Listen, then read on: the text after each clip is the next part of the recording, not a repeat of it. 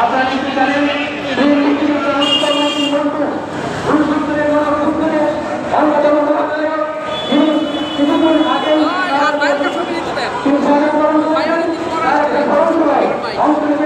তাই আমরা এখন বর্তমানের জন্য অনুরোধ করব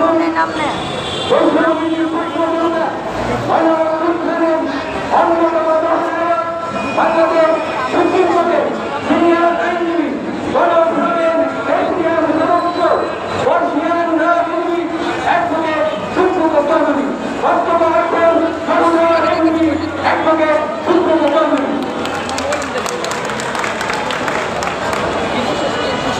ধন্যবাদ। আমি এটা বন্ধুগণ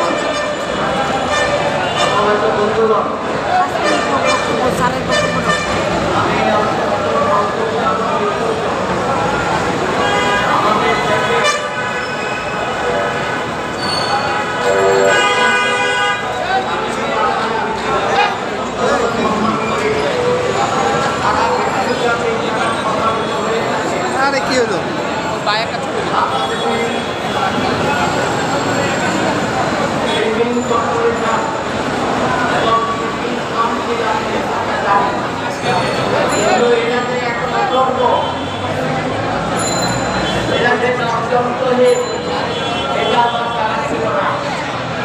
আমাদের এই জাতীয় সম্পদ ভাইকে আজকে কেন প্রেস ক্লাবে দাঁড়ানো হবে তাদের দাবি নিয়ে তাদেরকে আন্তর্জাতিকভাবে স্বীকৃতি দেওয়া হয় যারা সারা বিশ্বব্যাপী শিপিং লাইনের কাজ করে নিরাপদে যাত্রী বহন করে এবং আন্তর্জাতিকভাবে যারা মালপত্র বহন করে খাদ্যশস্য বহন করে তাদেরকে আজকে তাদের থেকে কেন আপনারা দূরে সরিয়ে রেখেছেন? তাদের বিচার জটিলতা কেন হচ্ছে? বিভিন্ন দেশে কেন তারা যেতে পারবে না? অন্যান্য দেশে কেন চাকরি পাবে না? আমি কিছুদিন আগে জার্মানকে ছবি থেকে দেখেছিলাম। এটা হচ্ছে বিশ্বের অন্যতম শিপিংয়ের একটা খাত। হাজার হাজার লক্ষ লক্ষ নাবিক সেখানে থাকে আমি দেখেছি এবং সেখানে সারা বিশ্বের সাথে তাদের একটা পরিকল্পনা করে উঠেছে। আমাদের বাংলাদেশের এনএনএসসি তাদেরকে কেন এই সমস্ত অগ্রগতি থেকে তুলে রেখেছেন? তারা বাংলাদেশের বৈদেশিক মুদ্রা অর্জন করে আমাদের সম্মান আনে, আমাদের চাকরিদক্ষতা বহন করে, আমাদের যে কারখানাগুলো আছে সেগুলো আপনারা নষ্ট করে ফেলেছেন। এটা বলেন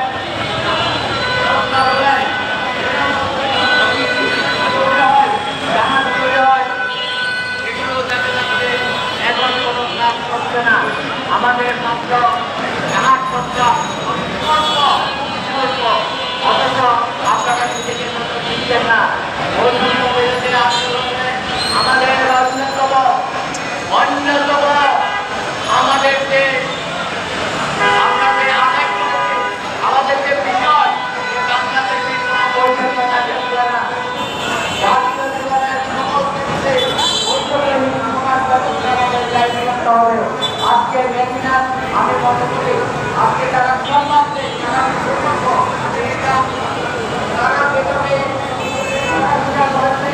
তাদেরকে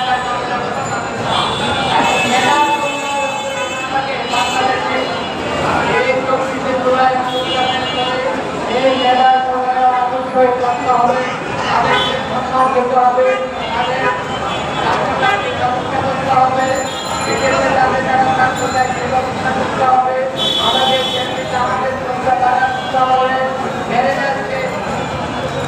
মেরিনার যারা কোনো ব্যাটার না থাকে একজনও মেরিনার ব্যাটার না থাকে তাদেরকে কাজে লাগানো, অন্যদের সাথে তাদের তুলনা করবেন না। যারা ওদের থেকে কম বিক্রি করে তারা তাদেরকে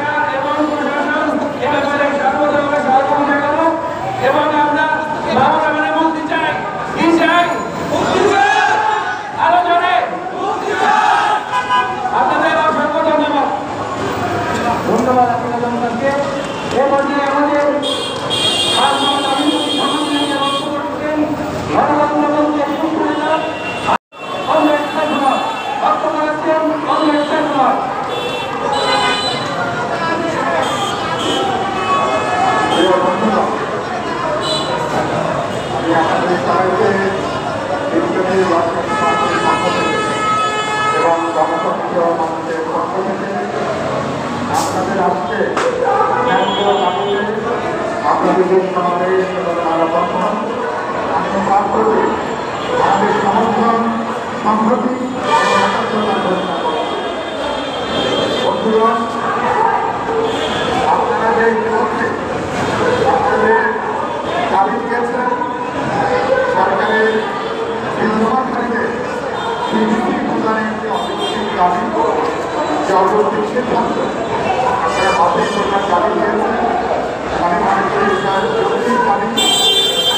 আমাদের মেরিন ইঞ্জিনিয়ারদের একটা বড় সমস্যা শুধুমাত্র দুবাই পৃথিবীর নানা দেশে নানা রাজ্যে আমাদের বাংলাদেশের মেরিন ইঞ্জিনিয়ারদের তাদের এখন চাকরি তাদের নিয়োগে উপযুক্ত কর্মসংস্থানের সুযোগ আছে এবং আমাদের পাশের অনেকগুলো দেশ সরকার যদি সরকার যদি পরিকল্পনা করে তাদের পৃথিবীর অনেক দেশে আমাদের মেরিন ইঞ্জিনিয়ার আমাদের চাহিদা পূরণ করার পরেও পৃথিবীর নানা প্রান্তে নানা দেশে যোগ্যতার সাথে মর্যাদার সাথে সম্মানের সাথে তারা কিন্তু চাকরি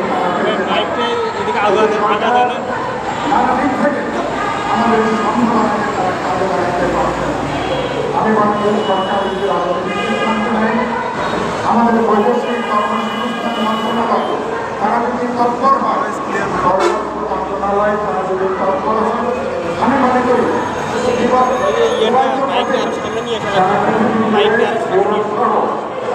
বিভিন্ন দেশে আমাদের যে সম্পর্ক সেই সম্পর্কের সমাধান করে সম্ভব। বর্তমান সরকারের যেহেতু আন্তর্জাতিক পর্যায়ে তার যেহেতু একটা সমর্থন আছে, তাদের গ্রহণযোগ্যতা আছে, আমি মনে করি এখন বৈদেশিক কর্মসংস্থান মন্ত্রণালয়, শ্রম মন্ত্রণালয় এবং পররাষ্ট্র মন্ত্রণালয় মন্ত্রণালয় যদি একসাথে কাজ করেন তাহলে আমি মনে করি আপনাদের যে ন্যায্য দাবি এই দাবির অনেকখানি আমরা কিন্তু অর্জন করতে পারি। আরেকটি কথা, আপনারা পাঁচ দফা দাবি আপনারা দিয়েছেন, আমি মনে করি এটারও সত্যতা আছে এবং এখন আপনারা বললেন $600 মিলিয়ন এখন বাংলাদেশে আপনারা আসছেন। সরকার যদি পরিকল্পনা করে তাহলে আমাদের জাতীয় রেভিনিউতে এর 10-20-30 গুণ এমনকি 50 গুণ এর কিন্তু আপনার সম্ভব কেবলমাত্র মেরিন ইঞ্জিনিয়ারদেরকে সকলকে যদি সম্মানের মর্যাদা যদি আমরা দিই, যদি উপযুক্ত কাজের ব্যবস্থা করতে পারি। আমি কি সঠিক কথা বলছি? আমি কি ঠিক কথা বলছি না? এই সরকারমুক্ত পরিকল্পনা আমি মনে করি সরকার তার পরিকল্পনা মন্ত্রণালয় সংশ্লিষ্ট মন্ত্রণালয়কে যুক্ত করি, তাহলে আমি মনে করি এই দাবি সফল করা সম্ভব। আপনারা বাংলাদেশের যারা সেরা সরকার তার মধ্যে আপনারা অন্যতম। প্রতি থেকে তা পরীক্ষা দিয়ে আপনারা সেখানে যান, প্রশিক্ষণ হয় আপনারা